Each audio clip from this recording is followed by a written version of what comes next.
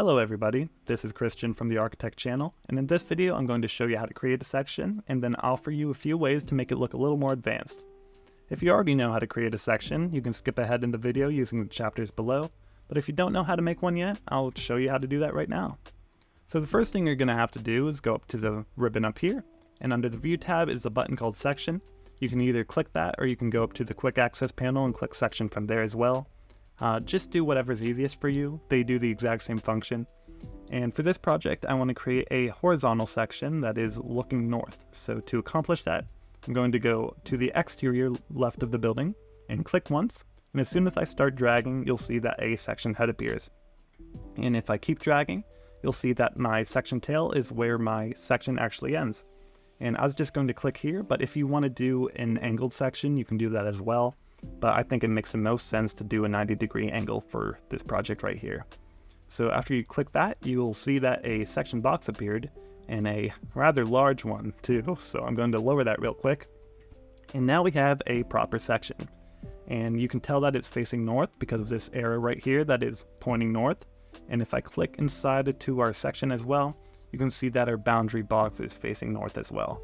However, if yours is facing the wrong direction, you can click this double-sided arrow right here to flip the section from north to south, or you can flip it from east to west, or whatever direction yours is. I'm just going to leave it north because that's how I want mine. And we can double check that by double-clicking into the section head right there and viewing our section. And it's pretty accurate. We're smack darn in the middle of the building, and as you can see, we're facing the bedroom wall right there, and if we go back, we're also facing the bedroom wall. And something that I'm going to do real quick is just add a few shadows to this view right quick, so it's a little easier to see just the depth of the building for a project that you guys have never probably seen before. So now that that's accomplished, I want to talk to you about this view extent line right here, the one that started all the way up here and we lowered up here. So you may think it doesn't matter that much, but it has a pretty dominant effect on our building. Because if we move it inside of the building right here, you'll see that a lot of detail is lost. Like a lot of detail in the background has simply been removed. And that is because you can imagine this section line is where we're standing. And this is our viewpoint right here. And we can't see past this dashed line right here. So, I don't know, it's some magical dashed line. But if we have this dashed line outside of here, since it's outside of the building, we can see all of the rooms in front of us. But if we move it inside, we are having our vision cut off, and we thus cannot see everything in the building anymore. So most of the times you're just going to be wanting to have it out here, but sometimes in some rare cases, like I'll show you later, you're going to want it inside as well. And this far clip offset is also connected to the properties panel over here. If you, for some whatever reason, you want to type a number instead, you can type a number and it'll automatically update.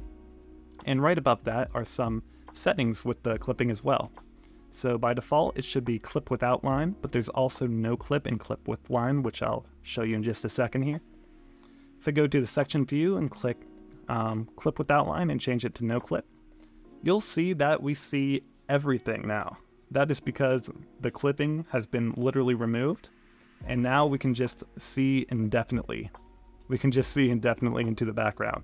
So with that power, we see all of the context trees in the background. And sometimes it's useful to see context, but in this case, I think it's really noisy, so I'm just going to change it back.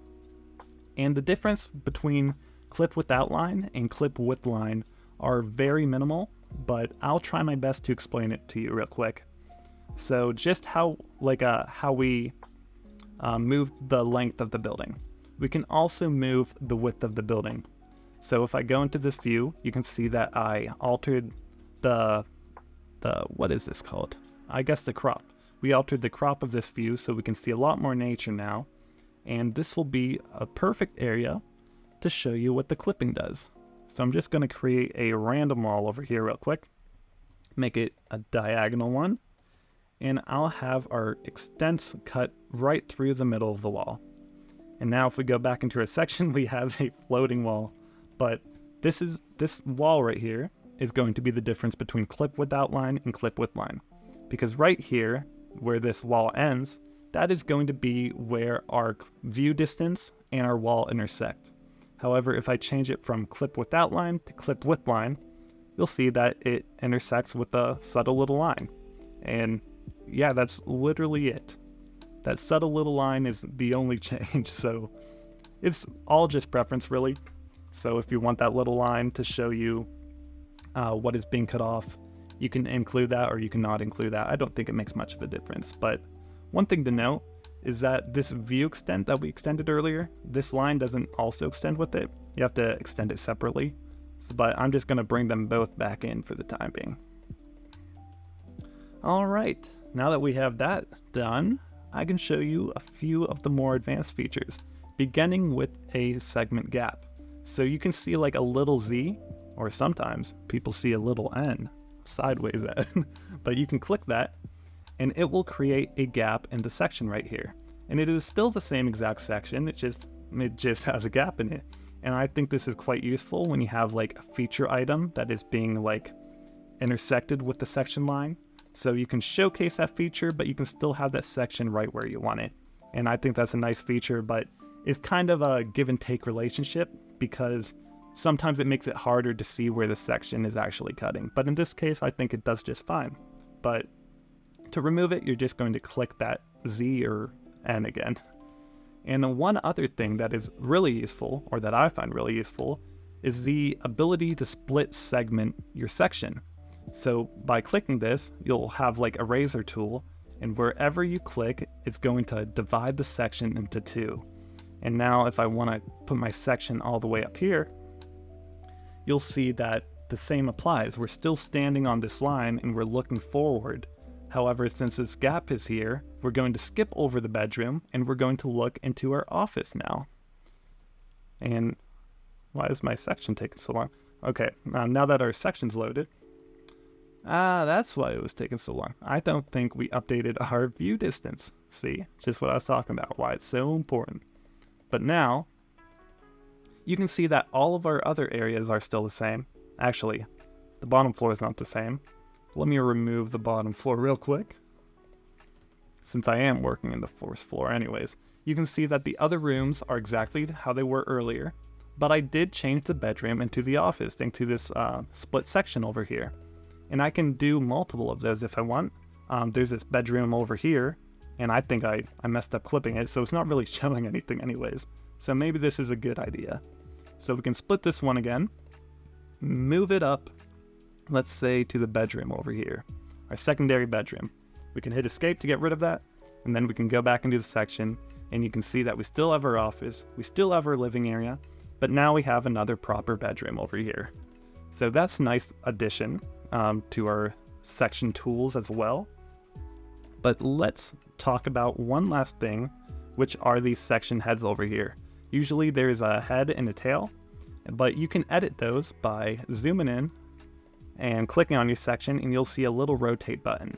If you click that, it'll cycle between head to tail and then tail to nothing if you want nothing. I find it the best when you do have a head and a tail, because that's just industry standard, that's what you usually have. But to actually fill this head, you're going to have to create a sheet and put this view on the sheet. So we're going to go up to view, click sheet, and don't know why I don't have any sheets, but I'm using a sample file, so that's probably why. But you can see that we have a section 1 right here. So we're going to find that under sections, building sections, and we're going to drag that into our sheet right here. All right, now that it's in our sheet, it's a very minimalistic sheet. It just has our view and a section with a number on it. But this number and this sheet number, what is this sheet number? A101 and number 1. So if we go back to the first floor plan, you'll see that the numbers have automatically been filled because these refer to the number of the sheets, or the sheet number, and the number of the actual, I guess, the number of the actual view, the viewport. So let's say if we added another section, it doesn't have to be anything. Actually, that one's intersecting. Let me do somewhere else. Let me put one down here. As you can see, it starts off with nothing as well, but if I go to our sheet again and add this section onto here, doesn't have to be perfect, but this one is automatically called section number 2. And you will see that they both have the same page number or the same sheet number, but since they're different viewports, they're going to have different top numbers. And that's something that took me a while to understand when I first started learning Revit, and I probably didn't show it very well right now, but that is something that you can also mess with. With that all covered, I think we're going to end off the video here, and if you have any questions or comments, make sure to comment down below, and leave a like and subscribe if this video helped you. Alright, see ya!